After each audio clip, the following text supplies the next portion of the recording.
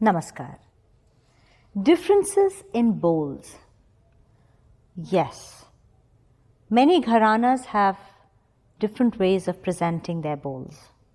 Takers could also be different, but overall everything is very much the same. The idea here is to celebrate the similarities and the differences. The more the differences, the more the better, the more the ingredients.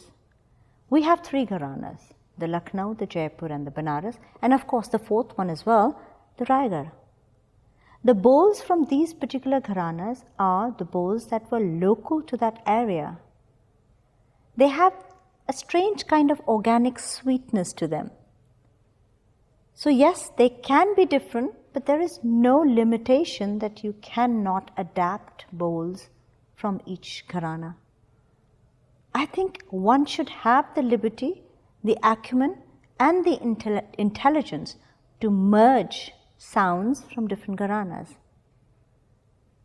For example, Theka. Some people say dha, dhin, dhin, dha, dha, dhin, dhin, dha, dha, din, din, ta, ta, dhin, dhin, dha, tha. That's the Theka bowl. Some would say na, dhin, dhin, na. Some would say dha, trak, dhin, na. So there are certain bowls that are kind of localized.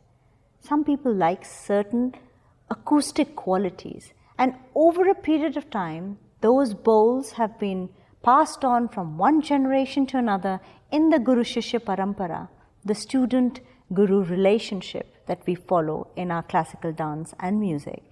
And over a period of time, they add to us.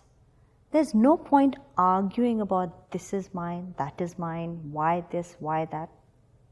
Bring them all together. Focus on the quality of the bowls, the pronunciation, the correctness of the movement, which will be maintained by the central axis, and the intellect that is absolutely necessary for every dancer.